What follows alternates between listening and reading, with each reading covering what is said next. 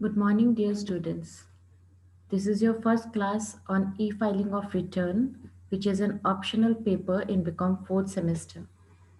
You have learned a good deal about e-filing of return in your Become third semester.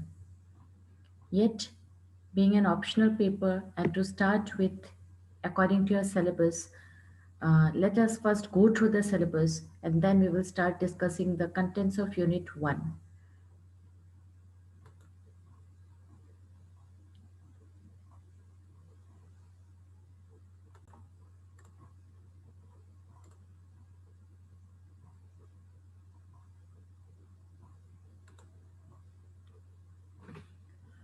So, as I told you, the topic is e-filing of return, and the name of the first unit is Conceptual Framework of E-filing.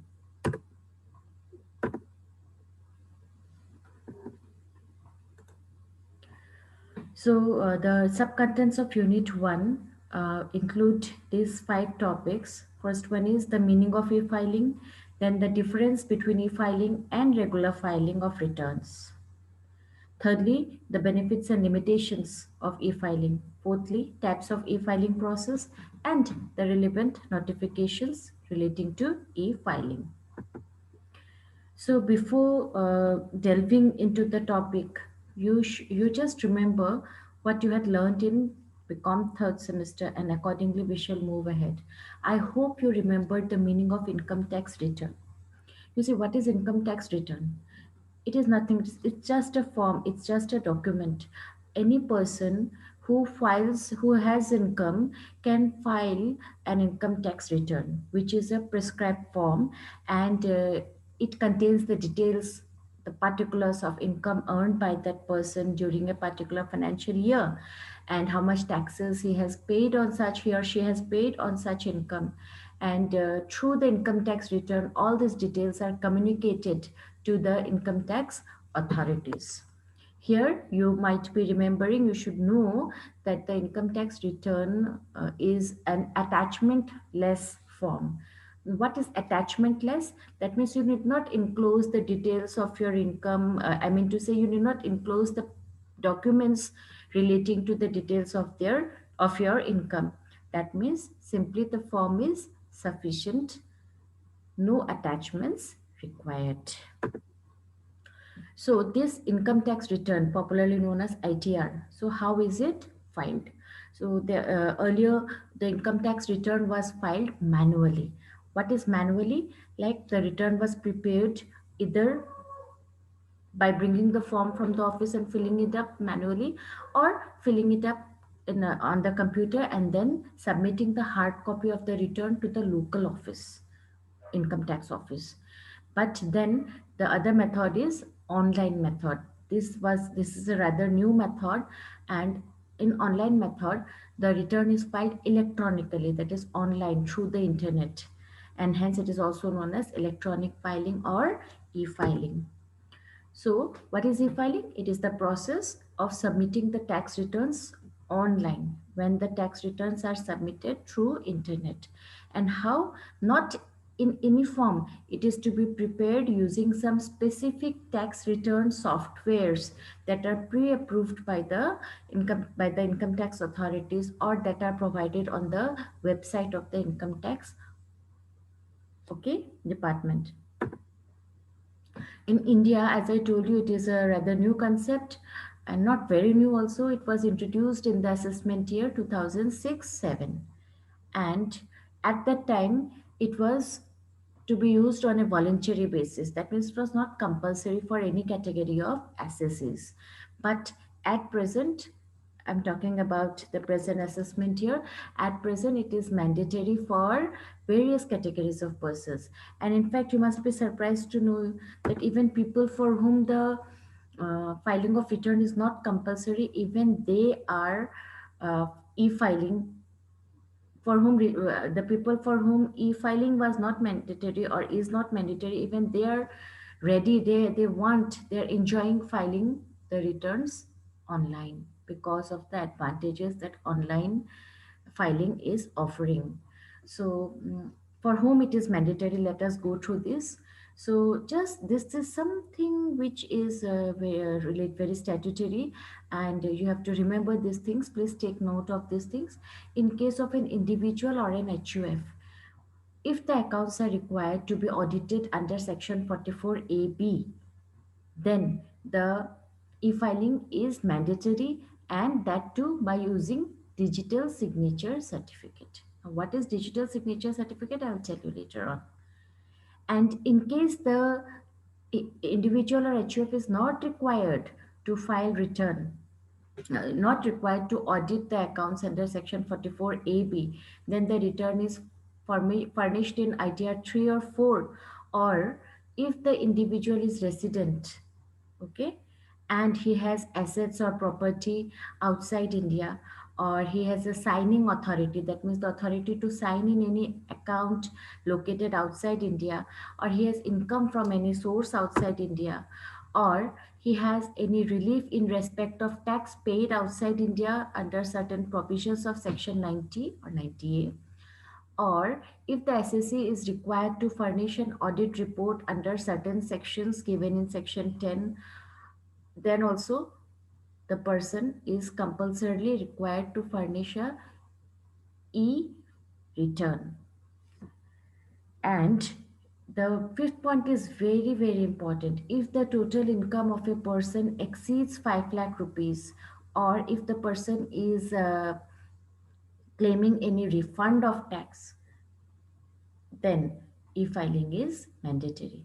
However, for all the points that I've just discussed under this number B, for them e-filing is necessary, but it may be done using, you see, using this digital signature certificate or electronic verification code or verification of the return in form ITR V. Okay, any of these three may be used, but in point number A, only digital signature certificate can be used.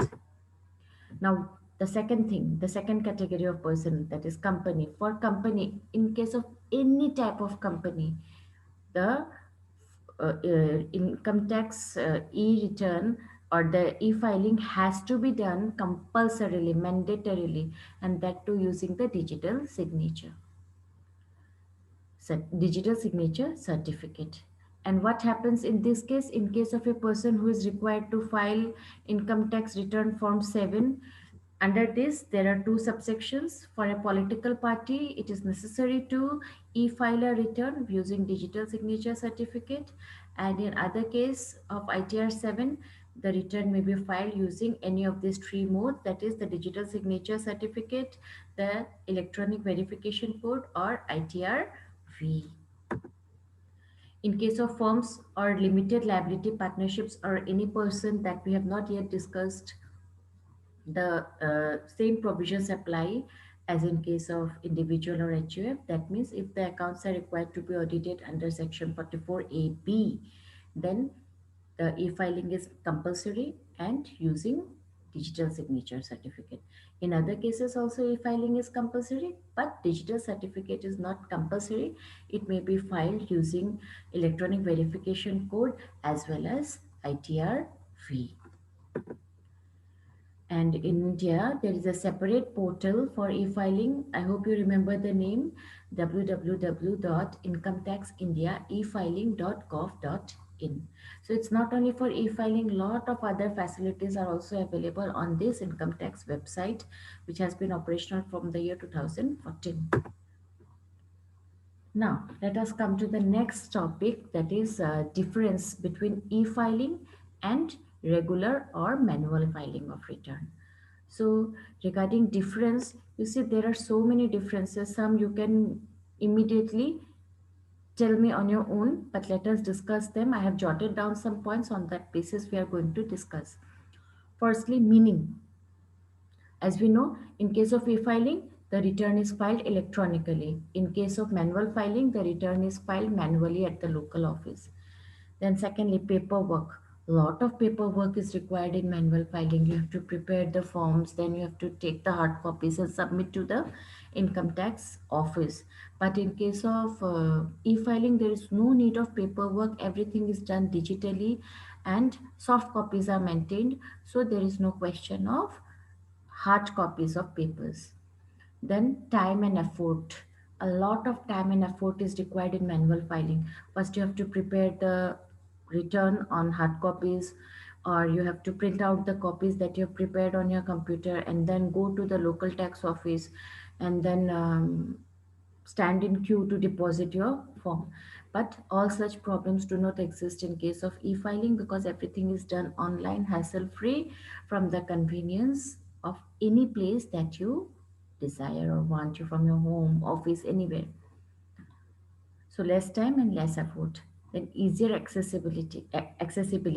Yes, using e-filing, you can easily access your accounts, your returns, or anything relating to your income tax returns on the income tax website from any place. But in case of manual filing, this is not possible. If you want access to any of the income tax returns related information, you have to make an application to the jurisdictional officer of your office of the place where you have submitted your return, and it will take a long time. In case of refund also, refund is very easy in case of e-filing, while in case of manual filing it takes a long time. And tracking the status of return, it is very easy to track the status of the return that any person has filed using e-filing process, but it is very difficult to track it in case of manual filing. And convenience, I have already told you, from the convenience of your home, from any place, from any country, you can file with the return using online mode. That is, e-filing is very very convenient. From any place you can do. But in case of manual filing, this is not possible. You have to go to the particular office that has been allotted, that is, and that under whose jurisdiction you fall, and then you have to go and submit it in that particular office hours that are allotted for receipt of the returns. Then accuracy, of course, because the e-filing returns, they are done on the software, so some of the figures are auto populated. And you might be remembering this when you did the practicals in third sem, the figures are auto populated, or the calculation of tax is also done automatically by the software. So chances of mistakes creeping in is very very less. In fact, nothing, there's no chance of mistake. But in case of manual return, there is very less possibility of um, finding out any mistakes if conducted, because there is no way to determine the accuracy of the return that has been prepared under manual filing. Then revision of data submitted. In case of e-filing, the revision, the data that has been submitted, that is the e-file, can be revised anytime, okay, till it is finally assessed. But in case of manual filing, revising is not an easy task. Grievance redressal, yes, any problem in e-filing, the grievance can be forwarded in the income tax website on the grievance redress in the grievance tab, and then the response comes very easily and very well timed. But in case of the manual return, it is not so. The procedure is lengthy, it is cumbersome. Security concerns are there. Yes, the security concerns, basically in case of e-filing, cyber threats are always there. The data can be lost or the data can be hacked by someone. But in case of manual filing, such security concerns do not arise. Authenticity, yes, the data, the e-filing is more authentic. In case of manual filing, there is a possibility of the data being manipulated. Regarding requirements, the requirement of e-filing is what? The requirement of e-filing is just online connection and the software, accounting software, and the forms or the website is enough. But no such requirement in case of manual filing. And in value added services, that means other than the filing of the return, there are many other value added services like form uh, 26AS, or any kind of revising of returns, or any kind of facility relating to, you want to view your status of your return, or the refund status and all, everything is possible in case of e-filing, because the website is offering a lost host of facilities. But in case of manual filing, no value added services are available. Storage of documents in case of e-filing for the tax receiver, that is for the income tax authorities, storage of documents is not at all a problem because everything is stored digitally.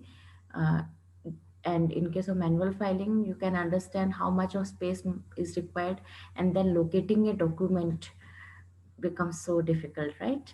And finally, the operating costs. In case of e-filing, operating cost is less because less space is required, less staff is required to manage the files, because most of the work is done through computer.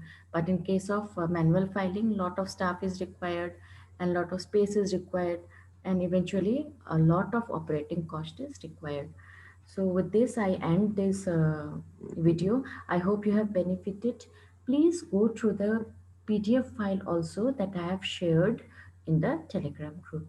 Thank you. Have a nice day. Stay home, stay safe.